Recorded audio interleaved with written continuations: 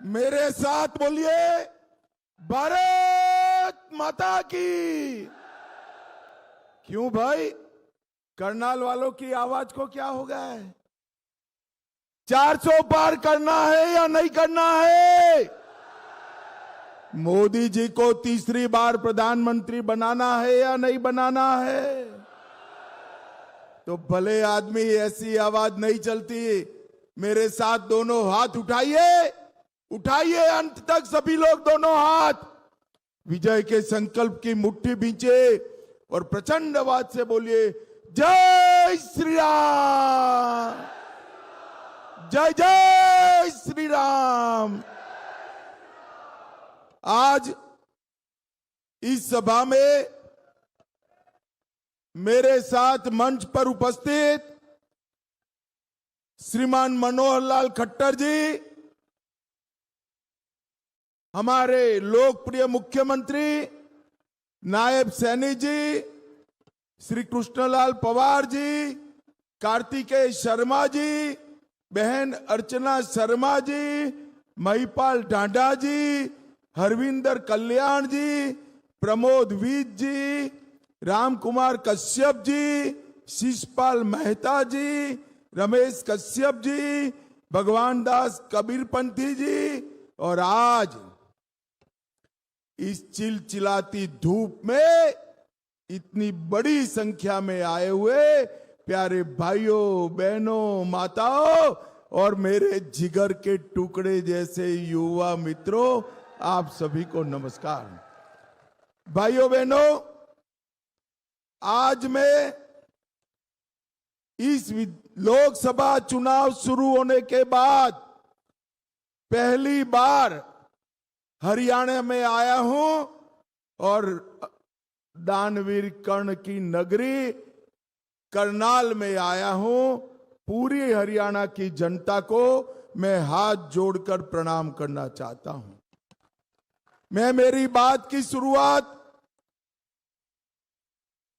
मंजी साहब गुरुद्वारा, पक्का पुल धाम, पाथरी माता मंदिर, चुलकाना धाम, हथीरा मंदिर, स्वामी भीष्म जी को भी प्रणाम कर कर मेरी बात की शुरुआत करना चाहता हूं। भाइयों बहनों, हरियाणा पूरे देश की भूख भांगने वाले कुछ राज्यों में से एक है।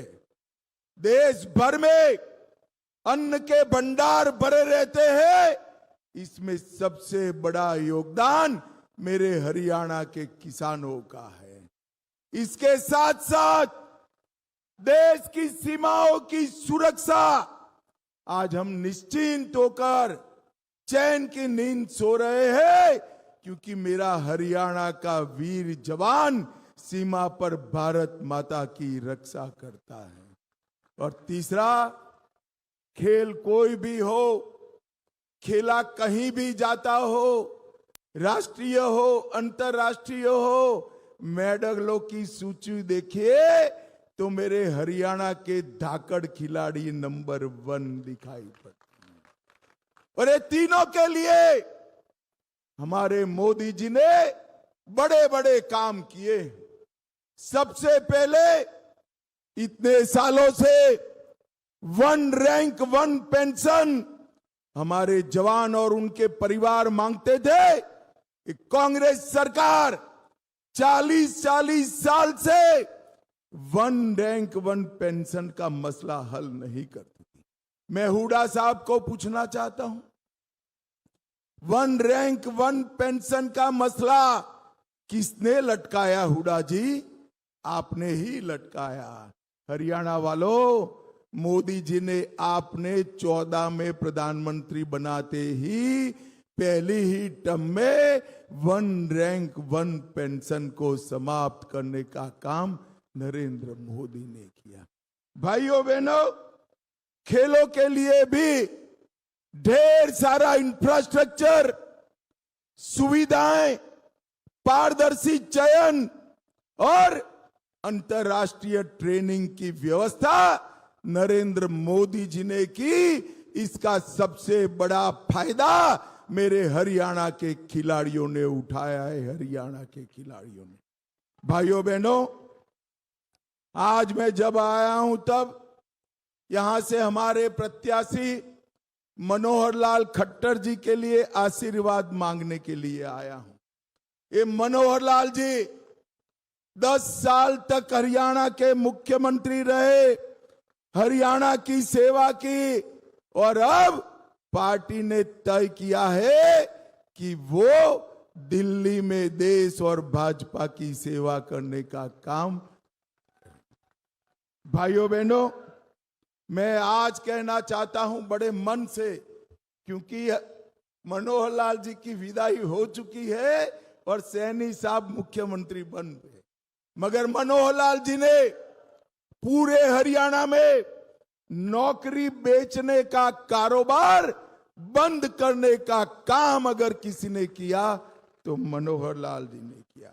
हर गांव में पोस्ट से अपॉइंटमेंट लेटर मिलने वाले युवा आज हमें दिखते हैं, और हरियाणा को विकसित बनाने का काम अगर किसी ने किया तो मनोहर लाल जी।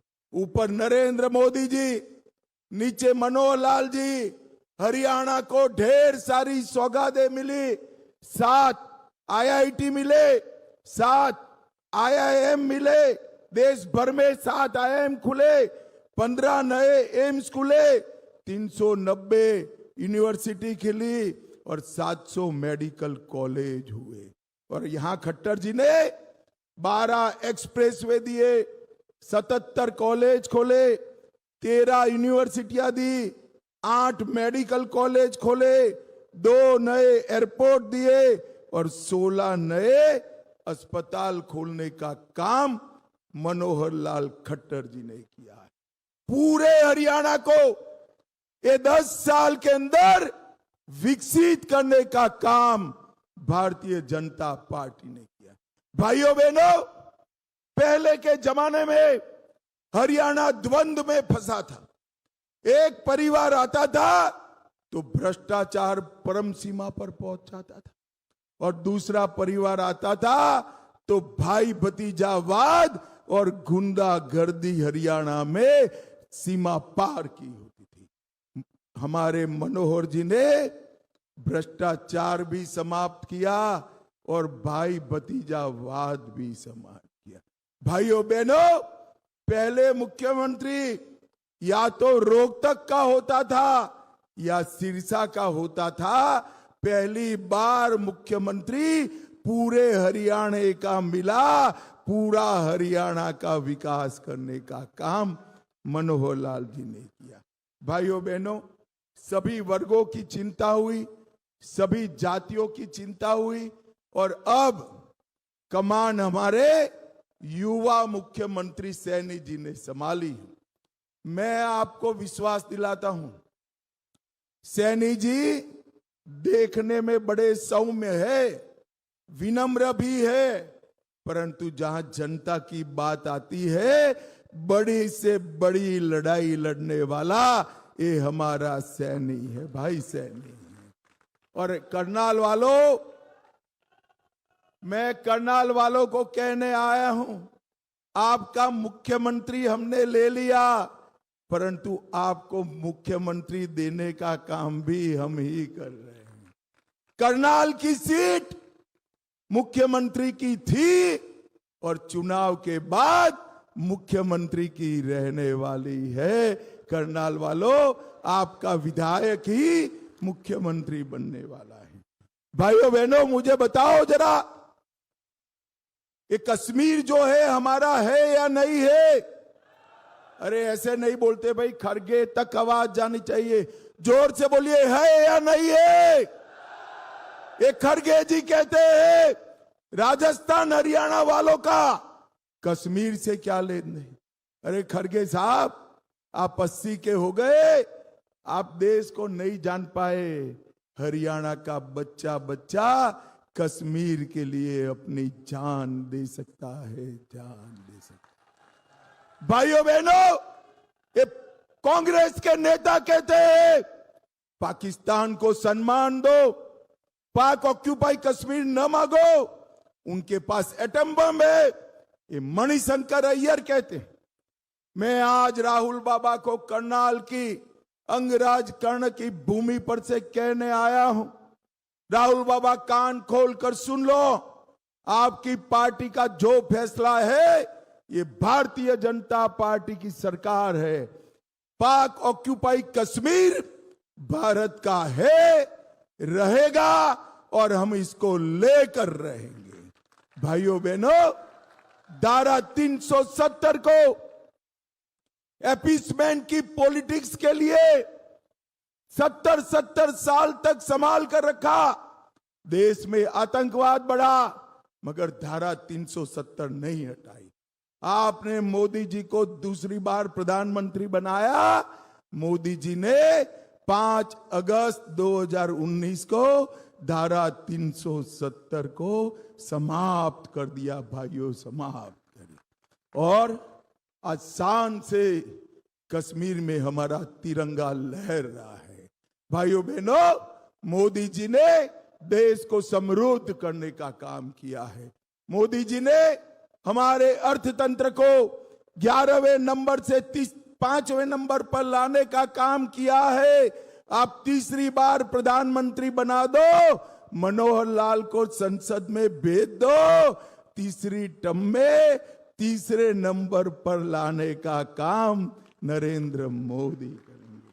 भाइयों बहनों, आप मुझे बताओ, अयोध्या में राम मंदिर बनना चाहिए था या नहीं बनना चाहिए था? अरे जोर से बोलो, बनना चाहिए था या नहीं बनना चाहिए था? भाइयों बहनों, 70 साल से, हुड्डा साहब जवाब देना आप जरा इस बात का, करनाल वालों को, 70 साल से राम मंदिर को अटका कर, लटका कर, भटका कर रखा। मोदी जी को आपने दूसरी बार प्रधानमंत्री बनाया, 5 ही साल में भूमि पूजन भी किया, केस भी जीता और 24 जनवरी को प्राण प्रतिष्ठा कर कर जय श्री राम कर दिया। और भाइयों बहनों, कांग्रेस पार्टी देखिए, ट्रस्ट वालों ने उनको निमंत्रण भेजा, खड़गे जी को, सोनिया जी को, राहुल बाबा को, और कहा कि आप पधारिए, इतना बड़ा राम उत्सव 500 साल के बाद हो रहा है, आप आइए। मगर ये लोग नहीं गए, क्योंकि उनकी माइनॉरिटी की वोट बैंक का डर था। भाइयों बहनों, वो भले नहीं गए, हम भाजपा वाले नहीं डरते हैं। नरेंद्र मोदी जी ने न केवल राम मंदिर, औरंगजेब ने तोड़ा हुआ काशी विश्वनाथ को भी फिर से बनाने का काम नरेंद्र मोदी जी ने किया। भाइयों बहनों, ये लोगों ने सिर्फ गरीबों की बात करी, गरीबों के लिए कुछ नहीं किया। मैं आगे इस विषय पर आता हूं, पर सबसे पहले एक कांग्रेस पार्टी के राहुल बाबा किसानों की बात करते हैं। मैं आज यहां से उनको पूछने आया हूं, एक किसान के बेटे जगदीप धनखड़ जी का आपने अपमान करने का काम किया। संवैधानिक पद पर बैठा हुआ जाट किसान का नेता जगदीप धनखड़, उसको आपने अपमानित करने का काम किया है। और भाइयों बहनों, मोदी जी की सरकार आई उसके पहले कांग्रेस सरकार का किसान बजट 22,000 करोड़ था। ध्यान से सुनिएगा, 22,000 करोड़ कितना था भाई? और मोदी जी ने 10 साल में इसको बढ़ाकर 22,000 करोड़ से 1,25,000 करोड़ करने का काम किया। मोदी जी ने धान की खरीदी के सारे रिकॉर्ड तोड़ दिए। पहले 76 लाख किसानों का धान खरीदा जाता था, मोदी जी ने 1,22,00,000 किसानों का धान खरीदा। 475 लाख मैट्रिक टन की जगह 830 लाख मैट्रिक टन धान खरीदने का काम नरेंद्र मोदी ने किया। और हमारे मनोहर जी ने तो कोई क्रॉप छोड़ा नहीं है। भावांतर योजना के तहत सारे के सारे क्रॉप को मनोहर लाल जी ने किसान को एमएसपी देने का काम मनोहर लाल खट्टर जी ने किया है। भाइयों बहनों, मैं आज यहां आया हूं तब करनाल की भी बात करना चाहता हूं। करनाल के अंदर ढेर सारे विकास के काम हुए। स्मार्ट सिटी करनाल को बनाया गया। 57 योजनाएं ली, उसमें से 52 पूरी। और शक्ति कॉलोनी में 106 करोड़ का यूटिलिटी विकास परियोजना लिया। खेलो इंडिया का सेंटर बना। 760 करोड़ से विज्ञान विश्वविद्यालय की स्थापना की। कुटेल में मेडिकल यूनिवर्सिटी बनी। अंजन थली में महाराणा प्रताप हॉर्टिकल्चर यूनिवर्सिटी बनी। भारत परिमाला योजना के तहत 1800 करोड़ का रिंग रोड दिया। 300 करोड़ रेलवे अंडरब्रिज और ओवरब्रिज बनाए। रैपिड रेल जल्दी से शुरू होगी और बैटल ऑफ पानीपत का म्यूजियम भी बनाने का काम हमारे मनोहर जी ने किया। भाइयों बहनों, जल जीवन मिशन के तहत एक ही विधानसभा में 1,33,000 गरीबों को नल से जल दिया। 40 सस्ती दवाइयों की दुकानें खोली। 40,000 गरीबों को शौचालय दिया। 36,000 माताओं को गैस का सिलेंडर दिया और 20 लाख लोगों को 5 किलो अनाज प्रति व्यक्ति प्रति माह मुफ्त में देने का काम नरेंद्र मोदी जी ने किया है। और करनाल वालों, मुझे बताओ भाई, कोरोना का दोनों टीका आपका लगा है या नहीं लगा है? अरे ऐसे क्या बोलते हो भाई? अगर दोनों टीका लगा है तो हाथ उठाकर बताओ, लगा है या नहीं लगा है? किसी को 25 पैसा भी देना पड़ा है क्या? मोदी जी ने कॉफी पिलाकर सामने से टीका लगाया ना। मोदी जी ने 130 करोड़ की आबादी वाले भारत को कोरोना का टीका लगाकर कोरोना से सुरक्षित करने का काम हमारे नरेंद्र मोदी जी ने किया है। और भाइयों बहनों, उस वक्त राहुल बाबा क्या कर रहे थे? राहुल बाबा कह रहे थे ये मोदी टीका है, मत लीजियो, बीमार हो जाओगे। ये तो अच्छा है। हरियाणा और करनाल वाले सुनते नहीं है, सबने टीका लगा दिया, देश भर ने लगा दिया। जब राहुल बाबा को मालूम पड़ा, पूरे देश ने ले लिया। एक दिन रात को बहन प्रियंका के साथ जाकर अंधेरे में खुद भी टीका लगाए। अरे शर्म करो, शर्म करो। कोरोना जैसी महामारी में राजनीति करते हो। राहुल बाबा, ये देश की ये परंपरा नहीं है। देश पर जब संकट आता है तो सब एकजुट होकर इसके सामने लड़ते हैं। आपने ओछे स्तर की राजनीति का परिचय दिया है। भाइयों बहनों, मोदी जी ही तीसरी बार प्रधानमंत्री बनने वाले हैं। परंतु मुझे बताओ, 1 मिनट के लिए सोच लो कि घमंडिया गठबंधन इंडी अलायंस को बहुमत मिला तो उनका प्रधानमंत्री कौन होगा? बताओ तो जरा, कोई नाम है? अरे करनाल वालों बताओ, कोई नाम है क्या? चलो मैं एक एक कर कर पूछता हूं। शरद पवार बन सकते हैं क्या? अरे जोर से हाँ ना बोलना भाई, बन सकते हैं क्या? ममता बनर्जी बन सकती है क्या? स्टालिन बन सकते हैं क्या? अरविंद केजरीवाल बन सकते हैं क्या? उद्धव ठाकरे बन सकते हैं क्या? अब हंसना मत, जरा भी मत हंसना। राहुल बाबा बन सकते हैं क्या? अरे क्यों हंसे यार आप? वो बड़े नेता है कांग्रेस के भाई, मगर बताओ बन सकते हैं क्या? ये लोग, इनके पास नेता भी नहीं है, नीति भी नहीं है। एक पत्रकार ने उनके नेता को पूछा, कौन प्रधानमंत्री बनेगा आपका? तो उन्होंने कहा, बारी बारी हम 5 लोग 1-1 साल बन जाएंगे। अरे करनाल वालों, ये राहुल बाबा समझते नहीं है, ये परचूरन की दुकान नहीं है, 130 करोड़ का महान भारत देश है, महान भारत देश है। यहां प्रधानमंत्री ऐसा चाहिए जो पाकिस्तान को मुंह तोड़ जवाब दे। यहां प्रधानमंत्री ऐसा चाहिए जो कोरोना जैसी महामारी में देश को सुरक्षित रखे। यहां प्रधानमंत्री ऐसा चाहिए जो पाक ऑक्यूपाई कश्मीर भारत में लाने का काम करे। यहां प्रधानमंत्री ऐसा चाहिए जो ट्रिपल तलाक समाप्त कर दे। यहां प्रधानमंत्री ऐसा चाहिए जो देश से नक्सलवाद समाप्त कर दे। यहां प्रधानमंत्री ऐसा चाहिए जो यूसीसी लाने का काम करे। यहां प्रधानमंत्री ऐसा चाहिए जो भारत को दुनिया में नंबर 1 बनाए, नंबर 1 बनाए। और भाइयों बहनों, मुझे बताओ ऐसा आदमी कौन है, जरा बताओ तो, जरा जोर से बोलो, ऐसा प्रधानमंत्री कौन है?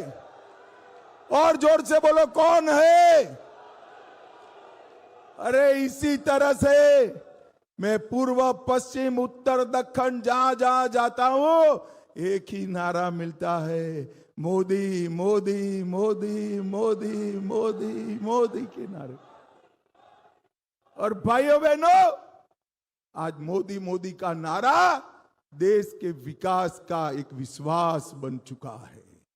सबको मालूम है कि देश को पूर्ण विकसित और आत्मनिर्भर, सुरक्षित और समृद्ध, शिक्षित और टेक्नोलॉजी से युक्त केवल और केवल नरेंद्र मोदी बना सकते हैं, नरेंद्र। और हरियाणा वालों, आप पर तो मोदी जी का अधिकार है। मैं उनके साथ इतने साल से काम कर रहा हूं। गुजरात में थे तो भी हरियाणा की चिंता करते थे, और यहां आए तो भी हरियाणा हरियाणा करते रहते हैं। हरियाणा पर मोदी जी का विशेष लगाव और प्यार है। भाइयों बहनों, एक कांग्रेस पार्टी ने 10 साल में 41,000 करोड़ रुपया भेजा था हरियाणा के विकास के लिए। हुड्डा बाबू, जवाब देना जरा मेरी बात का। सिर्फ 41,000 करोड़, 41,000, और मोदी जी ने 2,70,000 करोड़ रुपया हरियाणा के विकास के लिए भेजा। भाइयों बहनों, इस बार मैं आप सबसे, समस्त हरियाणा वासियों से करबद्ध निवेदन करने आया हूं, एक भी सीट छोड़ना मत। सभी की सभी सीटें मोदी जी की झोली में डालिए। और एक युवा मुख्यमंत्री को, आगे आइए सैनी जी आप, मैं आपके सामने प्रत्याशी ये नाते लेकर आया हूं, इसको आपका आशीर्वाद दीजिए, आपका आशीर्वाद दीजिए। भाइयों बहनों, मुझे विश्वास है मनोहर जी ने जो गाड़ी एक गंतव्य तक पहुंचाई है, इसको स्टेशन तक पहुंचाने का काम हमारा नायब सैनी करेगा, नायब सैनी करेगा। तो मुझे बताओ करनाल वालों, मनोहर जी और सैनी जी को जिताओगे क्या? अरे जोर से बोलो, ऐसे नहीं होता है यार, जिताओगे? कमल के निशान पर बटन दबाओगे? सभी सीटों पर कमल खिलाओगे? 400 पार कराओगे? तीसरी बार मोदी जी को प्रधानमंत्री बनाओगे?